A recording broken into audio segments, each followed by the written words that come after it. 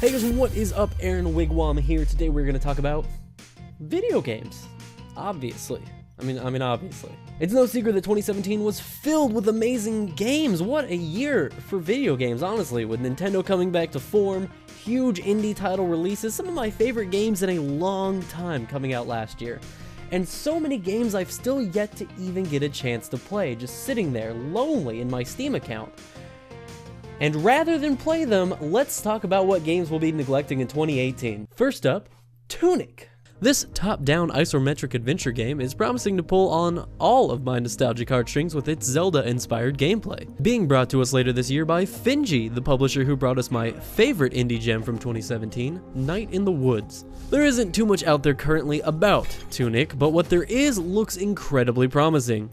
Starting with the visuals, which are a beautiful blend of low-poly shapes and figures with an expert use of dynamic lighting that brings this world to life in a truly unique way. Tunic is about a tiny fox on a grand adventure that is guaranteed to make a huge impact on us later this year. Iconoclast. Iconoclast means a person who attacks cherished beliefs or institutions, particularly religious ones. This is a heady concept for Joachim Sandberg's indie platformer adventure game to tackle this January, but one it looks capable of taking on. This game has been in development in one form or another for almost a decade now, making it very reminiscent of 2017's Owlboy. Full of love, well-polished, and highly anticipated, Iconoclast is a stunning pixel art game boasting 10 worlds, 20+ boss battles, and a deep and compelling story, all populated in what is sure to be a rich and well-developed world. All of this has been created entirely by a single developer who wanted to make sure his vision was perfectly brought to life. Personally, I will play any indie pixel platformer because that is my addiction as an indie gamer, but it's nice to have one that actually looks promising. Ori and the Will of the Wisp. There isn't much we know about Ori and the Will of the Wisp at this point in time. We've really only seen one trailer so far, and it was purely cinematic at that. But, being a sequel to the beloved Ori and the Blind Forest, there is a good reason to be excited. We get a teaser of new friends, enemies, and areas to explore, promising a fine-tuned and 4K version of the visuals that wowed us in 2015, and another guaranteed to be iconic soundtrack from Gareth Coker. Ori and the Will of the Wisp is worth getting your hopes up for. Ori and the Blind Forest was a perfect blend of innovative and finely tuned platforming controls in a rich world of secrets. There's no reason not to expect even more when we return to the forest later this year. Speaking of iconic indie games, Ori isn't the only one to be receiving a sequel this year. One of the original indie hits that helped shape the indie game market as we know it today, Spelunky, is seeing a true sequel to be released this year. Spelunky not only helped to make indie games mainstream, but brought the roguelike genre to countless new fans as well. The original, to this day, can still be found online for free, as open sourced as ever, or you could buy it on pretty much any major console. Iconic, fun, and addicting, Spelunky 2 may be just what some fans need to finally break away from their Spelunky addiction. And while much like Ori we don't have many details regarding the sequel, we know enough about the original to be excited. Wargroove. Sometimes games that we love from our childhoods are abandoned and forgotten by their creators. This sadly seems to be the case with Advance Wars. However, where the AAA sees a lack of marketability, the indie market sees an opportunity to share an old love with a new audience. Wargroove is a spiritual successor to Advance Wars, venturing back to the past, replacing its tanks and mechs with knights and skeletons, while somehow bringing us into the future of top-down strategy games. Wargroove promises to deliver on the next level chess tactics that I personally remember playing on the bus as a young child and losing. Well, now is my time for revenge.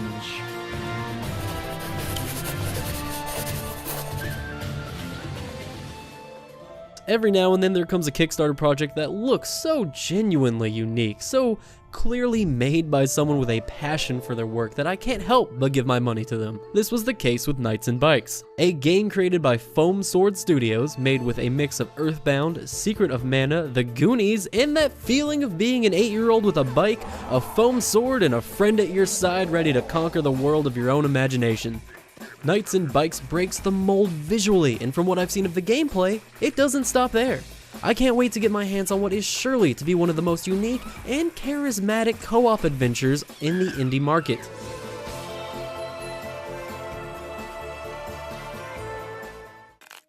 Knights and Bikes isn't the only promising co-op adventure coming out this year though. A Way Out, a game being developed by Hazelight as part of the EA Originals program, is also releasing this year. And it's still an indie game, alright? It's made by an indie studio. I don't care if EA's giving them money, it's still an indie game.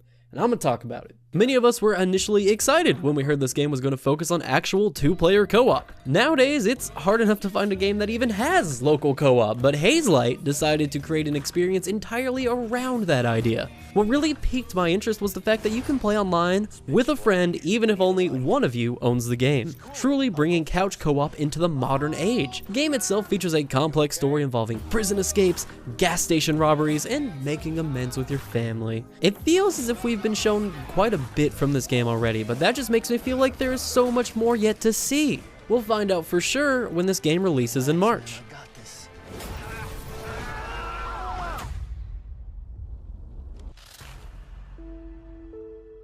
Wizard of Legend.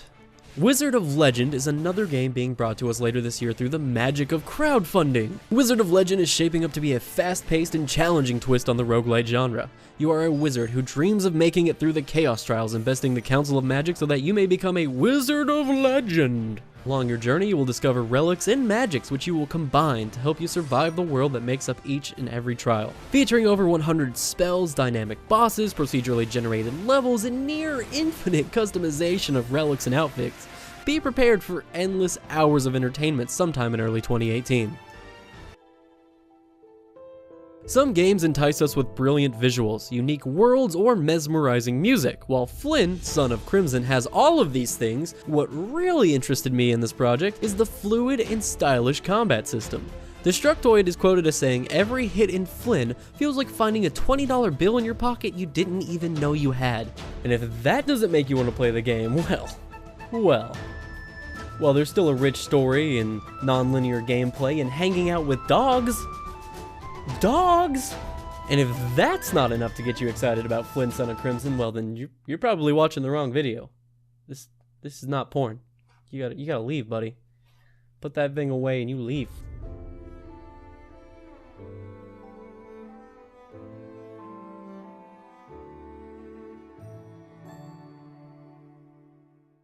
But hey, maybe dogs aren't your thing. How about owls then? In Eagle Island, you explore and take on the world with your loyal friend, an owl named Koji. Eagle Island is a 16-bit Metroidvania-inspired, procedurally generated platformer. And while these are all things we've seen in other games on this list, Eagle Island promises a unique charm to it. The developer Nick Gregory is the lead creator of the game and hopes to transition into full-time game making after the release of Eagle Island. The demo is out now, and initial reaction seems very positive. So here's to Mr. Gregory spending more of his time on creating games for us in the future. Super Meat Boy Forever. Super Meat Boy Forever doesn't need an introduction. The sequel to what may be the most successful indie platformer of all time, Super Meat Boy promises to bring us back to the world of Meat Boy, Bandage Girl, and teeth-gritting hard platforming. I expect no less than perfect controls coming from this game, just to really rub in the fact that every death is your own fault. The masochism returns later this year. Wandersong. Some games are so charming on first glance you can't help but crack a smile at the thought of actually playing them. Wandersong is the promisingly delightful little game about a singing bard who has to save the world from being reset by the music of the goddess Aya. Armed with nothing more than his singing voice, the bard sets out to collect pieces of the mysterious melody Earth Song. With the power of music and the help from new friends along the way, our little bard is on a big adventure that you're sure to not want to miss.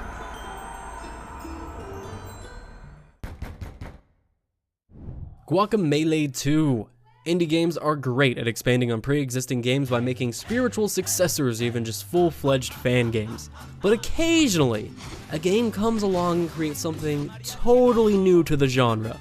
Guacamelee took Metroidvanias and created something totally unique out of it. And now it's back with Guacamelee 2. All the luchador and chicken action you remember from the first game will be ours to play again when Guacamelee returns. Soonish. Bloodstained, Ritual of the Night. I almost hesitate to put Bloodstained, Ritual of the Night on this list at all. Previous Kickstarters have also made very high promises of returning us to nostalgic roots from our childhood, and you know what? We got Yooka-Laylee, and we got Mighty No. 9. But every developer is different, and with that in mind, I still hold out a reserved hope for Bloodstained, Ritual of the Night. Being led by former Castlevania series producer Koji Igarashi, Bloodstained promised to be the true spiritual successor to the Castlevania games that helped forge the Vania half of the Metroidvania genre. This game raised $5.5 million for its $500,000 asking price. Since then, it has been delayed, the Wii U version replaced by a Switch version, and little to no information on the actual game released. However, I am always in favor of a game taking however much time it needs to be good. And if the team remains passionate about what they're making, there is no reason this game can't break the chain of disappointing high-budget Kickstarter games.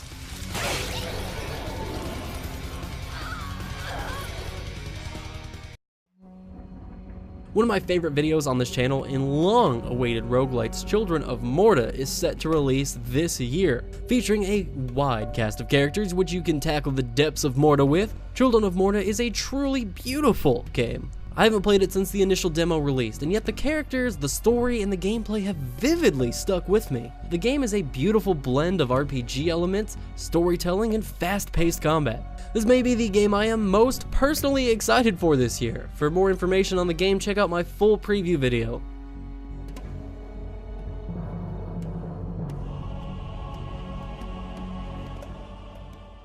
And saving the weirdest for last is the psychedelic trip that is Burrito Galaxy. Featuring claymation-style visuals, a possibly nonsensical plot, and all sorts of unique characters, Burrito Galaxy promises to be an experience like no others this year. A game where you walk with your hands out, slapping everything, talking on your cell phone, and just generally living an absurdist life. Burrito Galaxy is impossible to get out of your mind. Information for this game has come out sparingly, and every video release just leaves me with more questions. I can't wait to finally play Burrito Galaxy, but I quite frankly don't expect to get many answers once I do play it. Although sometimes I genuinely wonder if it's even a real game or just some kind of elaborate prank.